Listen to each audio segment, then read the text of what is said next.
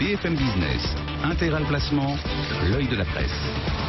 11h42, le CAC 40 toujours en baisse, moins 0,5%, 5166 points. Roland Laskin avec nous. Roland, bonjour. Oui, bonjour. Rédacteur en chef de la lettre des placements. Et vous, qu'est-ce que vous faites? Roland, on pose la question à Philippe Crevel à l'instant, on vous la pose à vous, puisque vous me faites le plaisir d'être avec nous aujourd'hui. Qu'est-ce qu'on fait? Est-ce qu'on y va malgré tout? 20% depuis le début de l'année, nous disait quand même Philippe Crevel. Alors nous, il y a déjà plusieurs jours, une quinzaine de jours, on conseille de prendre des bénéfices. C'est le dernier éditorial de la lettre, le temps des prises de bénéfices. Non pas parce qu'on pense que pas sur la même longueur d'onde que Philippe Crevel. Tout à fait, vraiment, c'est un message important à passer aux investisseurs particuliers. Finalement, on est toujours inquiet d'une baisse du marché, et là, le marché a monté tellement vite que qu'est-ce qu'on fait finalement? Qu'est-ce qu'on fait dans ce contexte de marché? 23% au premier trimestre, ça a été la plus forte hausse depuis 98, et contrairement à ce qu'on croit, eh bien, beaucoup de gens finalement n'ont pas participé à la hausse, soit ils ne sont pas du tout présents en bourse. Depuis des années, on nous parle de fonds garantis, de protection. Finalement, on se rend compte que les rendements ne sont pas là. Et on a eu beaucoup d'appels à la lettre des placements, également au Figaro, pour des gens qui voulaient revenir à l'achat. Il fallait les calmer justement. Et même ceux qui ont des portefeuilles, c'est très courant aujourd'hui d'avoir des liquidités à 50% des portefeuilles. Il faut calmer ceux qui voient les grands titres des journaux, parce que c'est souvent le problème. C'est Jean-Pierre Gaillard notamment qui explique ça régulièrement, c'est qu'une fois que ça recommence à faire les grands titres des médias, mais généralistes, absolument, que l'on est tenté de revenir, mais que souvent le gros de la progression a été fait malheureusement. Absolument.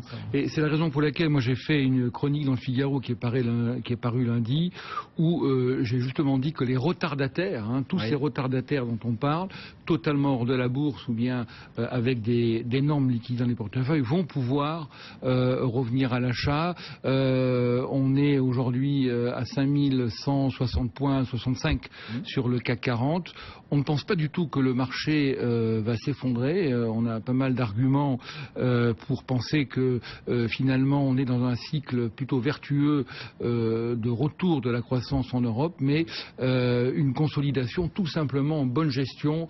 Après les fortes hausses, le marché consolide, et peut-être qu'autour de 5050 points, on va vraiment pouvoir revenir à l'achat. Encore une fois, on a parlé beaucoup de bulles, d'excès. On a ressorti la fameuse formule d'Alan Greenspan des exubérances irrationnelles. En réalité, non, on est vraiment en Europe. On a reçu plusieurs crises successives, subprime des États-Unis, ensuite la crise de l'euro, et là on est vraiment en train de rentrer dans un cycle favorable à l'économie. On va approcher peut-être les 2% de croissance en Europe.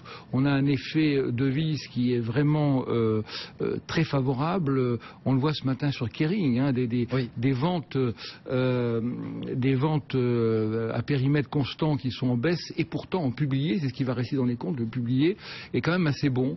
Donc des baisses de titres comme ça, comme Kering, on va peut-être pouvoir en profiter. Il faut être attentif au marché, peut-être dans une dizaine de jours, encore une fois autour des 5050 points, on va pouvoir revenir à l'achat.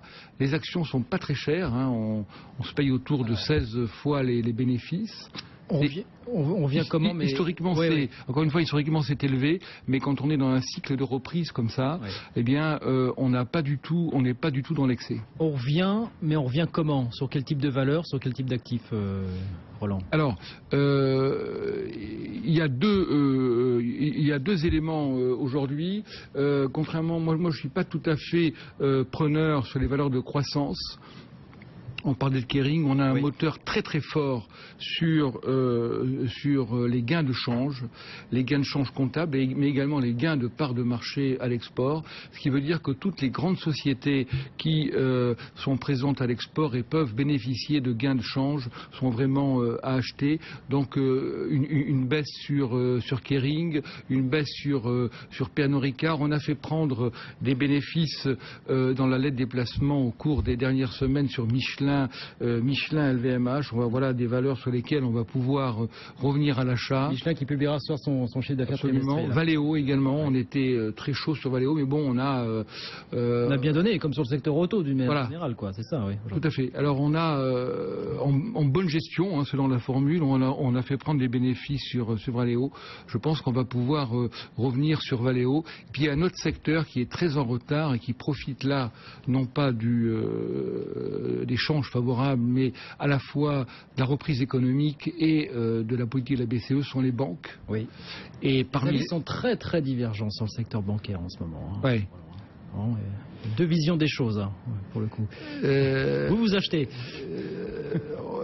encore une fois sur repli, la BNP est aujourd'hui, elle ne baisse pas ce matin d'ailleurs, je crois qu'on est autour de 56 euros. 56,61 €, on monte même pas mal, plus 1,8. Voilà, et donc on est vraiment à contresens. Pourquoi ? Parce que en réalité les valeurs bancaires sont d'authentiques valeurs cycliques, on est en phase de reprise. On s'est pris un durcissement de la réglementation bancaire qui a limité énormément les possibilités d'intervention. Là, on se rend compte qu'il faut laisser respirer les banques, on ne repartira jamais. Donc on est à la fin de ce resserrement réglementaire, donc les craintes d'augmentation de capital sont passées, et puis on a de l'argent, quand je dis on, c'est plutôt les banques, moi je n'ai pas l'impression d'avoir de l'argent plein les poches, mais les banques en revanche ont des liquidités à des conditions quasiment gratuites et illimitées, et dans un contexte de reprise économique, ça paraît évident qu'elles vont en profiter. Alors qu'est-ce qu'on peut jouer ? On peut jouer BNP, peut-être sur repli, autour de 53, 53,5, c'est vraiment un bon point d'entrée.